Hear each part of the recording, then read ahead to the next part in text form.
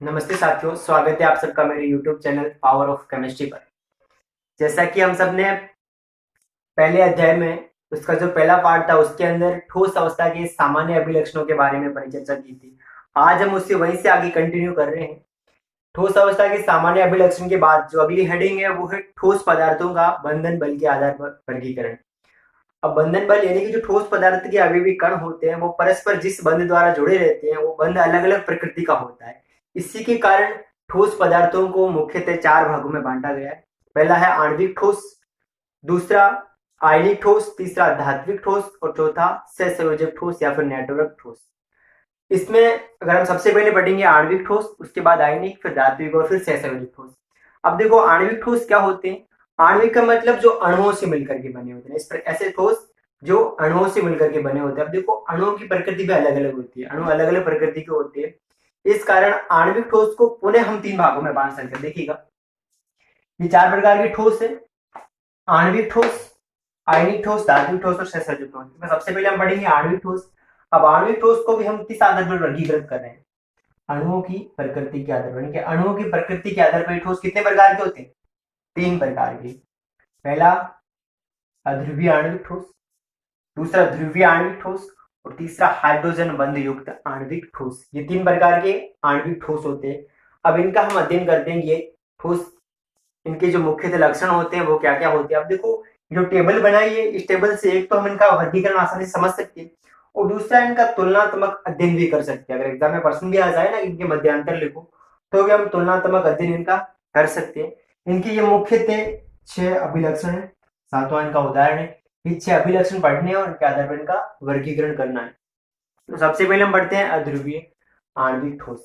इससे जो पहली हेडिंग है वो है अवयवी कण, यानी इनके जो अवयवी कण होते हैं वो कैसे होते हैं। तो अध्रुवीय आणविक ठोसों के जो अवयवी कण होंगे, देखो नाम से पता चल रहा है अध्रुवीय आणविक ठोस, यानी कि इनके जो अवयवी कण होंगे वो कैसे होंगे? अध्रुवीय अणु होंगे। अध्रुवीय अणु इसके क्या होंगे? अवयवी कण। इसके बाद बंधन बल। अब देखो, ये परिक्षेपण बल और लंदन बल ये एक प्रकार के वांडरवाल बल्स होते हैं जो बहुत ही दुर्लभ होते हैं और दुर्लभ होने के कारण इनकी जो भौतिक प्रकृति होती है कैसी होती है? मुलायम होती है, बहुत ही मुलायम होते हैं।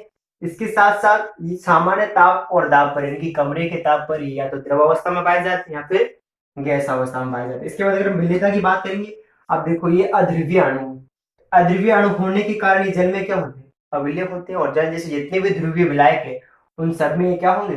अविलय होंगे। इसके बाद इनकी चालकता की बात करें तो ये भी विद्युत के क्या होते हैं? कुचालक होते हैं। उसके बाद इनका गलनांक बहुत निम्न होता है क्योंकि इनके मध्य जो बल है वो बहुत ही दुर्लभ बल होता है। इसके कारण इनका गलनांक भी क्या है? निम्न।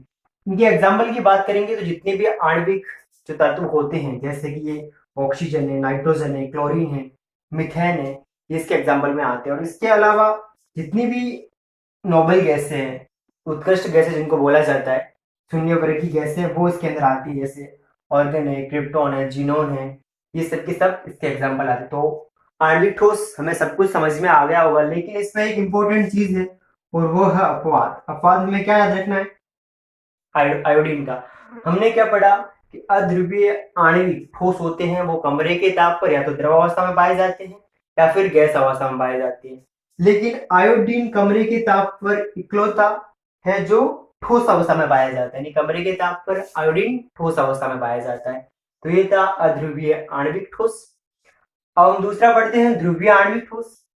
इसके मुख्यतः क्या अभिलक्षण होते हैं? तो सबसे पहले इसके अवयवी कण पढ़ेंगे। तो अवयवी कण इसमें क्या होते हैं? ध्रुवीय अणु होते हैं। उसके बाद बंधन बल की बात करेंगे। अब देखो, इसके मध्य बंधन बल है वो है द्विध्रुव अन्योन्य क्रिया है। अब देखो, इसका अपने एक एग्जाम्पल लेते हैं। जैसे HCl अपने एक एग्जाम्पल लिया,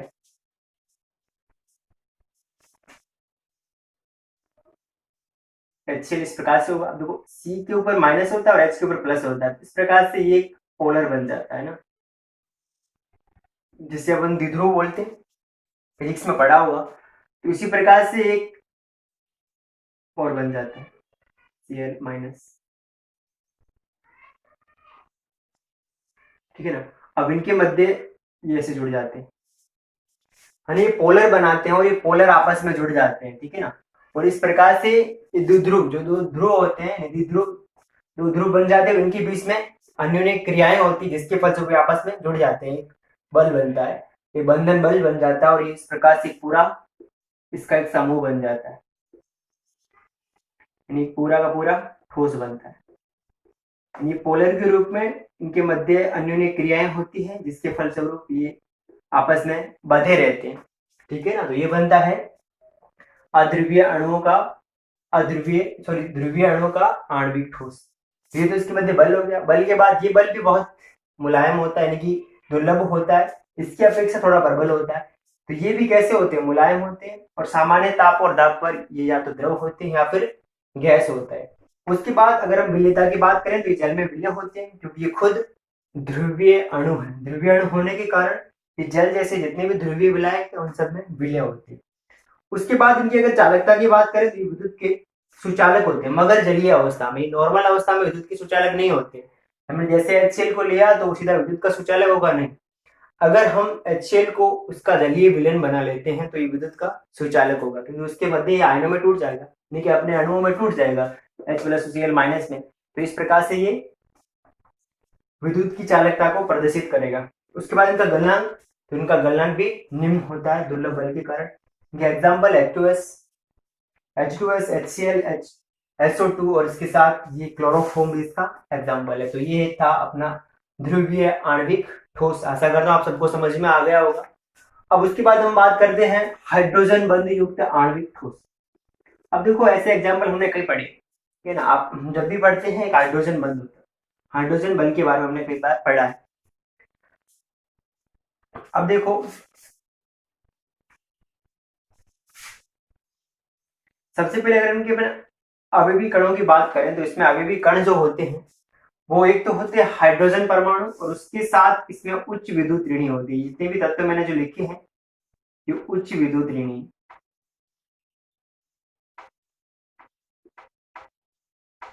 अब देखो उच्च विद्युत ऋणी का मतलब क्या होता है। हम जब भी आवर्त सारणी के बारे में पढ़ते हैं तो वहां पर एक भौतिक गुणधर्मों में आता है विद्युत ऋणात्मकता। विद्युत ऋणात्मकता एक गुणधर्म आता है, उसके बारे में हम जब पढ़ते हैं तो विद्युत ऋणात्मकता क्या होता है, जब भी किन्हीं दो परमाणुओं के मध्य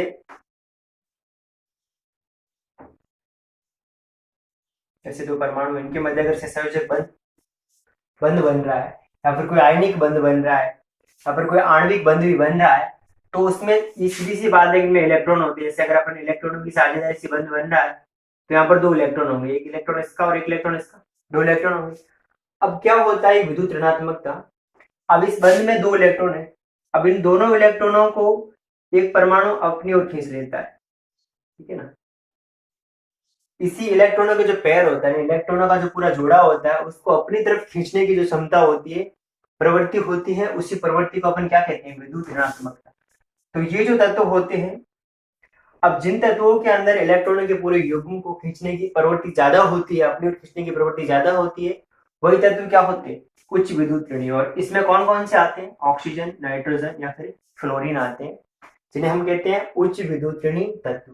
तो इसमें क्या होता है, एक तो हाइड्रोजन परमाणु होगा ही होगा, हाइड्रोजन के साथ या ऑक्सीजन होगा या नाइट्रोजन होगा या फिर फ्लोरीन होगा। तो ये इनके मध्य कौन सा बंध बनता है, हाइड्रोजन बंध बनता है। तो इनके मध्य बल होता है हाइड्रोजन बल। बल कहीं यहाँ पर बंध गए, क्योंकि बल हाइड्रोजन होता है, पर जो बंध बन जाता है उसे अपन हाइड्रोजन बंध कहते हैं। तो ये भी बंध एक तरीके से दुर्लभ होता है। तो ये मुलायम होते हैं और ये द्रव होते हैं, गैस अवस्था में बहुत कम पाए जाते हैं, यानी कमरे के ताप पर द्रव अवस्था में पाए जाते हैं। अब ये जल में विलय होते हैं। अब देखो ये चालकता कैसे प्रदर्शित करते हैं। एक इनका जलीय विलयन होता है, उस जलीय विलयन के अंदर अपन कोई भी आयनिक लवण जैसे NaCl, अगर आयनिक लवण मिला देते हैं तो आयनिक लवण मिलाने के कारण ये विद्युत की चालकता को प्रदर्शित करते हैं। उसके बाद इनका गलनांक भी निम्न होता है। अब एग्जाम्पल देखिए, H2S, NH3, HF और ये CH3COOH, यानी जो अम्ल है। अब देखो ये हाइड्रोजन बंध कैसे बनता है, अगर मैं आपको समझाना चाहूं, ये हाइड्रोजन जो बंध है वो कैसे बनता है। जैसे हम फॉर एग्जांपल अपन HF वाला एग्जांपल ही लेते हैं, जैसे ये HF का एक अणु, ये दूसरा,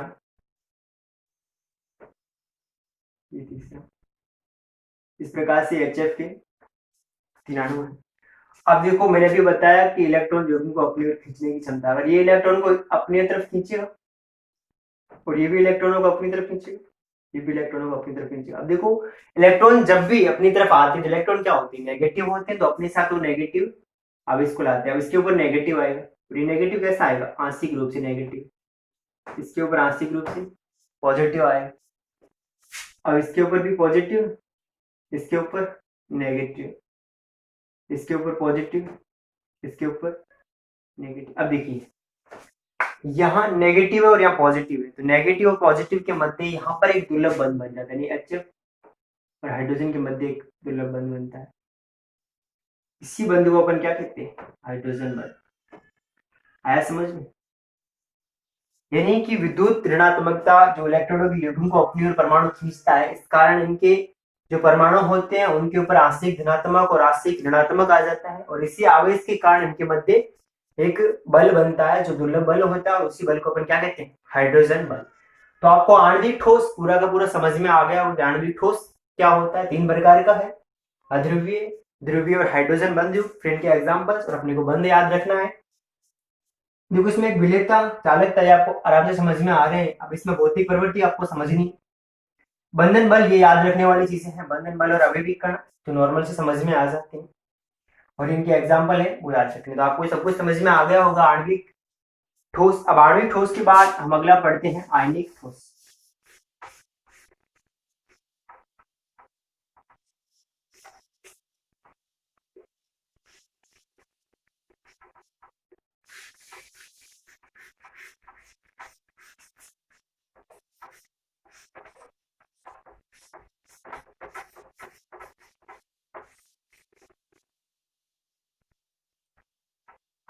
जितने भी ठोस पढ़ रहे हैं, इन ठोसों के जो अभी अपना जिन अभिलक्षणों की चर्चा की, वही सारे सारे गुणधर्म इनके होते हैं।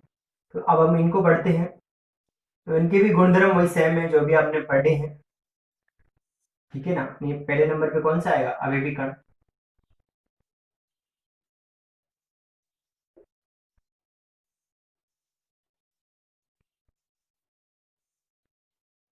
अभिविकर्ण के बाद अगला जो होगा वो है बंधन बल।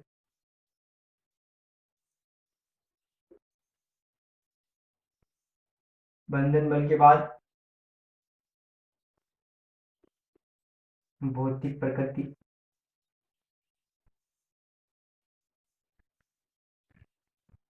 भौतिक प्रकृति इनकी किस प्रकार की होती है। उसके बाद हम पढ़ेंगे विलेयता।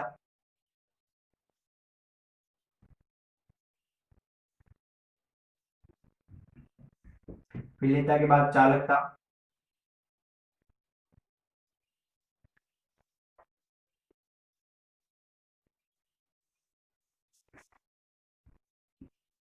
चालकता के बाद हम पढ़ेंगे गलनांक।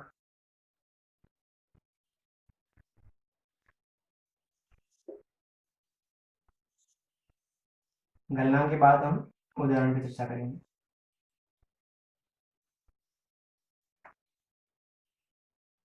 इनके उदाहरण क्या होते हैं। देखो सबसे पहले हम आयनिक ठोस ही पढ़ते हैं कि आयनिक ठोस के क्या क्या गुणधर्म है। तो सबसे पहले देखो आयनिक ठोसों में हम पढ़ रहे हैं आवयवी कण क्या होता है। अब देखो आयनिक ठोस, तो नाम से पता चल रहा है कि आयनिक ठोस किससे बनता है, आयनों से बनता है। तो इनके जो अवयवी कण होंगे वो क्या होंगे, आयन। इसके बाद भौतिक बल। अब देखो हम फिजिक्स के अंदर पढ़ते हैं स्थिर वैद्युत आकर्षण बल, जिसे हम गुलामी बल भी कहते हैं, वो आयनों के मध्य बनता है।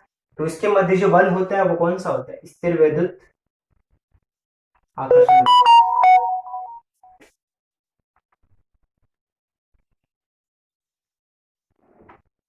स्थिर वैद्युत आकर्षण बल, ठीक है ना। इसके बाद अगर भौतिक प्रकृति की बात करें, अब देखो ये जो आयनिक ठोस होते हैं ये एक्चुअली में कठोर होते हैं, ठीक है ना, क्योंकि जो बल है ये परबल होता है, इस कारण ये कठोर होते हैं। लेकिन कठोर होने के साथ साथ ये भंगुर प्रकृति की भी होती है, यानी ये छोटे छोटे कणों में टूट जाते हैं। उसके बाद विलेयता की बात करेंगे तो ये जल में विलेय होते हैं,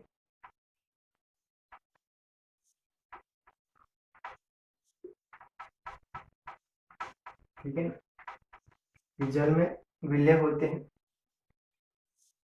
इसके बाद अगर चालकता की बात करें तो ये संगलित अवस्था में, यानी कि जलीय विलयन जो होता है वो विद्युत का सुचालक होता है, यानी जलीय विलयन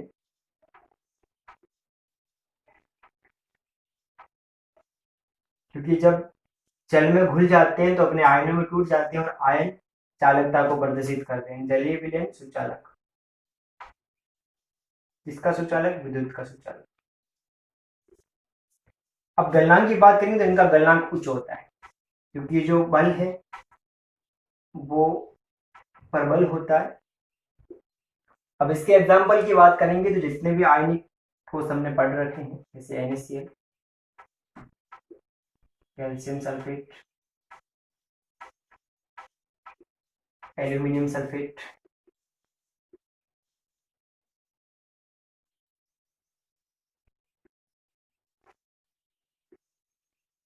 ठीक है ना, ये इसके एग्जाम्पल है।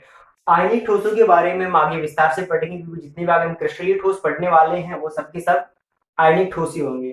तो उनके जो अभी भी कण होते हैं वो आयन होते हैं। बंधन इसमें इनके अंदर जो बल होता है वो स्थिर वैद्युत आकर्षण बल होता है। इनकी भौतिक प्रकृति की बात करें तो ये कठोर होते हैं, कठोर होने के साथ साथ भंगुर होते हैं, जल में विलय होते हैं, विद्युत के सुचालक होते हैं, लेकिन जलीय अवस्था में इनका गलनांक उच्च होता है और इनके एग्जाम्पल है।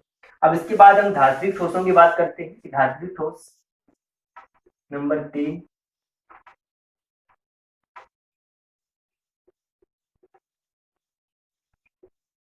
धात्विक ठोस।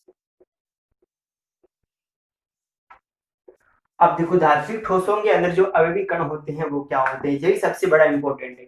धात्विक ठोसों के मध्य जो इनके अवयवी कण होते हैं वो क्या होते हैं।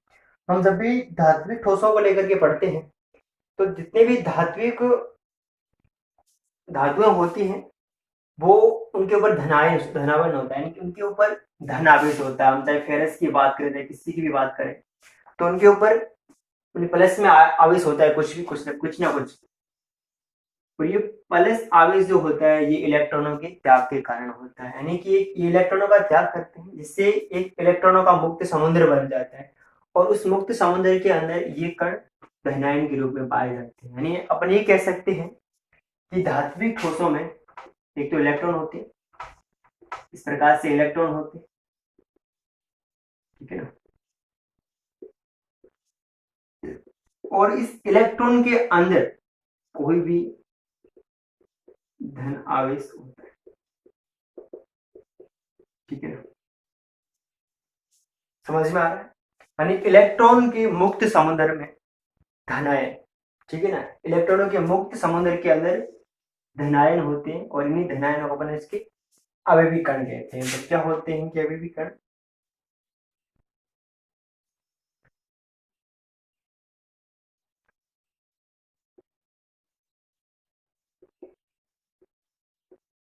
इलेक्ट्रॉनों के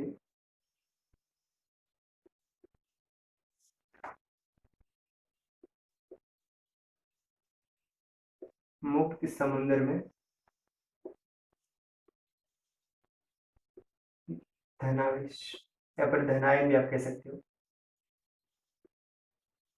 ठीक है ना, इससे धनायन, इससे अपन कर्नेल कहते हैं, ठीक है ना। तो इस प्रकार से इलेक्ट्रॉनों के मुक्त समुद्र के अंदर ये धनायन पाए जाते हैं धात्विक ठोसों के अंदर। आकर्षण बल कौन सा होता है, तो इनके मध्य जो बल होता है वो धात्विक बल होता है।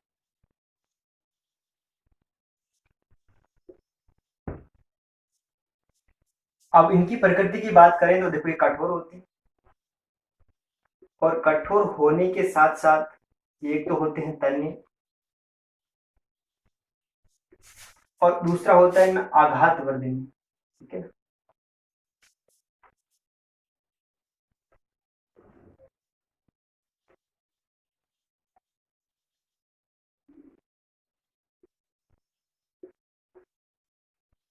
फिर आघात वर्धनीय होते हैं। अब देखो तन्य और आघात वर्धनीय क्या होता है, हम जब भी धातुओं के गुणधर्म पढ़ते हैं तो उसमें एक तन्यता आता है, दूसरा आघात वर्धनीयता आता है। अब तन्यता और आघात वर्धनीयता क्या होता है अगर हम इनके बारे में पढ़ना चाहें, जैसे कोई भी एक धातु का टुकड़ा है, ठीक है ना, हम उसे पीट पीट करके एक पतली तार के रूप में बना सकते हैं, ठीक है ना। किसी भी धातु के टुकड़े को अपन एक पतली तार के रूप में बना सकते हैं। इसी तार के रूप में इसको ढालना क्या कहलाता है, इसका तन्यता, ठीक है ना। और किसी धातु के टुकड़े को अगर अपन चादर में बदल देते हैं, एक बड़ी चादर के रूप में, पतली चादर के रूप में बदल देते हैं, तो इसी गुण को अपन क्या कहते हैं, आघात वर्धनीयता। ये दो गुण होते हैं। यानी अगर धातु को पीट करके एक पतली तार के रूप में बनाया जाता है तो उसे अपन क्या कहते हैं, तन्यता कहते हैं। और उसी धातु के टुकड़े को अगर अपन एक चादर के रूप में बदल देते हैं तो उसे आघात वर्धनीयता कहते हैं, ठीक है। अब इसके बाद अगर अपन अगला गुण पढ़े तो वो है विलेयता। अब विलेयता की बात करें तो ये अविलेय होती, ठीक है ना। ये जल में अविलेय होते हैं। अब देखो चालकता की बात करेंगे तो इनमें मुक्त इलेक्ट्रॉन बहुत पाए जाते हैं। मुक्त इलेक्ट्रॉन पाए जाने के कारण विद्युत के क्या होते हैं, सुचालक होते हैं।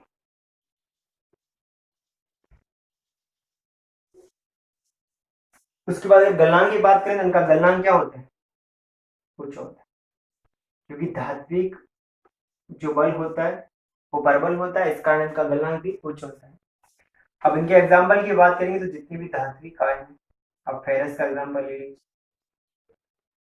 सोडियम, एल्यूमिनियम, जो भी आते हैं वो ऊपर है, सोना, और हम अर्जेंटीना, आप उसके एग्जाम्पल ले सकते हैं। जितने भी धातु है वो सब के सब किसमें आएंगे, धात्विक ठोसों के अंदर आएंगे। ये सबको समझ में आ गया। अब हम चौथा चलते हैं, सहसंयोजक ठोस।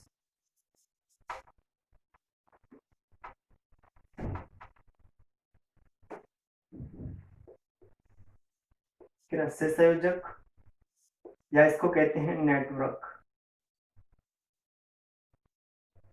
सहसंयोजक ठोस या फिर नेटवर्क ठोस। अब देखो ये क्या होते हैं, हमने सहसंयोजक बंध के बारे में पढ़ा होगा। तो सहसंयोजक बंध से जो अणु बनते हैं या फिर जो भी ठोस बनता है उसी ठोस को अपन सहसंयोजक ठोस कहते हैं। ये सहसंयोजक बंध जो होता है वो मुख्यतः अधात्विक परमाणु के मध्य बनता है। तो इनके जो अवयवी कण होंगे वो क्या होंगे, अधातु यानी अधात्विक परमाणु। जितने भी अधात्विक परमाणु होते हैं उन्हें हम इस श्रेणी के अंदर रखते हैं, ठीक है ना। अब इनके मध्य बल कौन सा होता है, तो सहसंयोजक बल होता है।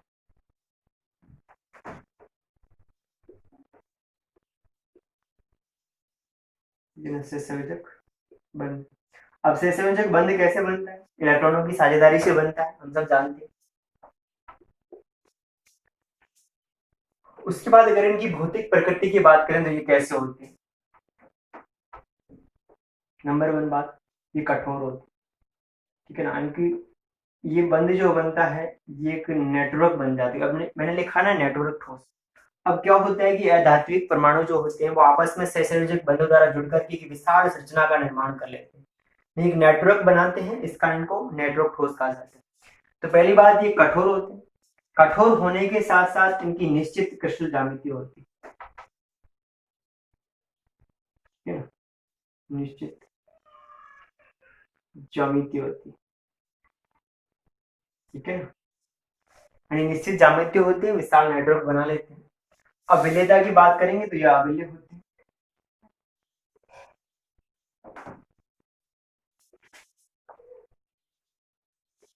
उसके बाद हम अगर चालकता की बात करें तो ये विद्युत के कुचालक होते हैं।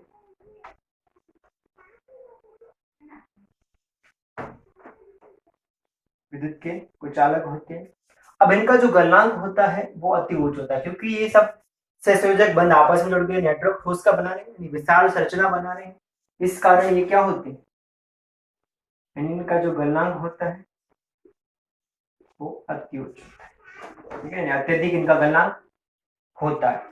उसके बाद अगर अपने एग्जाम्पल की बात करें तो इनके एग्जाम्पल कौन कौन से, तो देखो जितने भी कार्बन से मिलकर के बन रहे हैं, कार्बन से मिलकर जो भी बनी है, जैसे हम हीरे की बात कर सकते हैं, ठीक है, ग्रेफाइट की बात कर सकते हैं। ग्रेफाइट के अलावा जो सिलिकॉन कार्बाइड आता है वो भी इसका एग्जाम्पल होता है, ठीक है ना। ये इसके मुख्यतः एग्जाम्पल है। तो आशा करता हूँ आपको चारों ठोस अच्छे से समझ में आ गए होंगे कि क्या थे। आणविक ठोस को हमने विस्तार से पढ़ लिया था। तो 3 प्रकार का होता है, अध्रुवीय, ध्रुवीय और हाइड्रोजन बंधु। इसके बाद आयनिक, धात्विक और सहसंयोजक ठोस। हमें मुख्यतः जो ये 6 अभिलक्षण हैं इनके, आवयवीकरण, बंधन बल, भौतिक प्रकृति, विलेयता, चालकता, गलनांक, ये तो इसके 5-6 गुणधर्म हो जाते हैं। और सातवां इनका उदाहरण, अगर आप ये 5 से 7 पॉइंट याद कर लेते हैं तो ठोस आराम से कंप्लीट हो जाता है। तो ये थे इनके मुख्यतः प्रकार। अब हम थोड़ा सा हीरे और ग्रेफाइट के बारे में पढ़ लेते हैं और उसके बाद आगे हम कल पढ़ेंगे।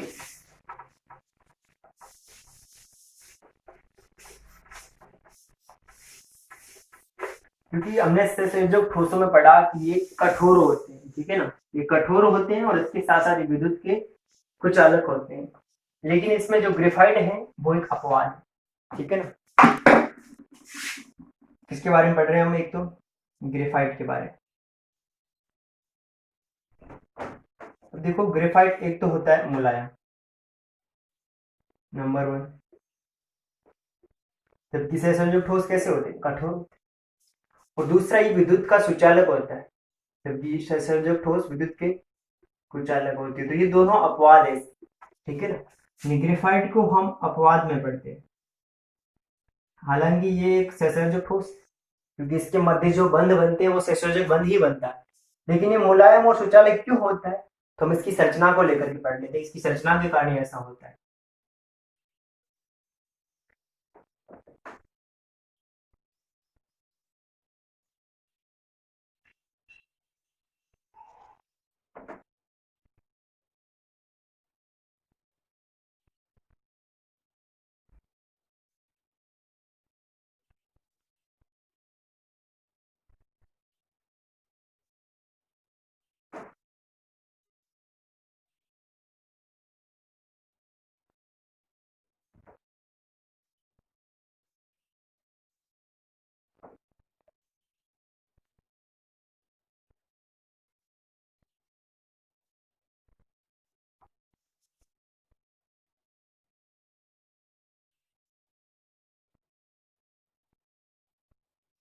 यानी कुछ इस तरीके से इसकी संरचना होती है।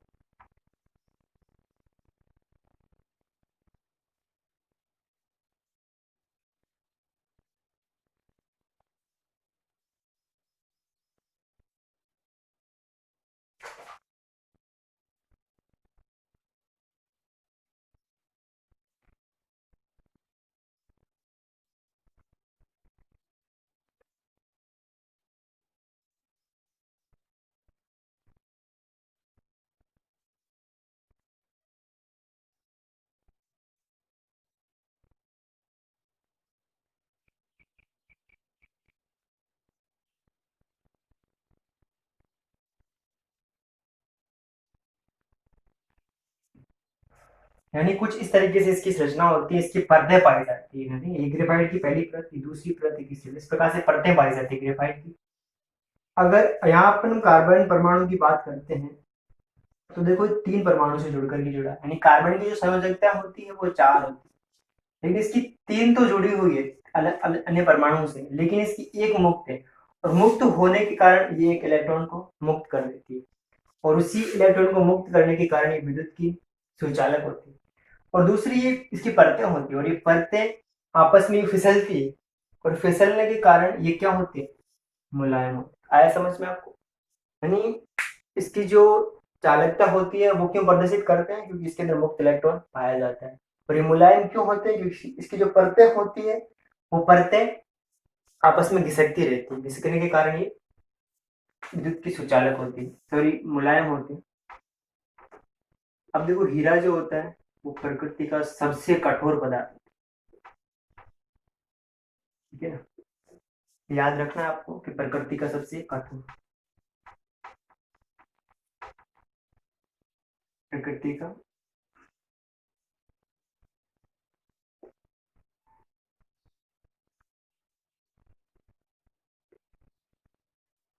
सबसे कठोर पदार्थ होता है ये। अब देखो, ये कठोर पदार्थ होता है क्योंकि इसकी जो संरचना होती है वही गुंथी हुई पाई जाती है। इसके जो अणु होते हैं वो आपस में गुंथ करके एक विशाल नेटवर्क के रूप में एक संरचना बना लेते हैं। इस कारण प्रकृति का सबसे कठोर पदार्थ होता है। इसकी संरचना बहुत ही जटिल होती है जो अपने काम की नहीं है। तो ये था आज का अध्याय जो हमने पढ़ लिया है। इसमें हमने आज क्या पढ़ा है कि आणविक ठोसों का वर्गीकरण। इसके आगे जो भी है वो हम कल पढ़ेंगे। अगर आपको कुछ भी समझ में नहीं आ रहा है तो आप कमेंट बॉक्स में कमेंट कर सकते हो। ठीक है, थैंक यू।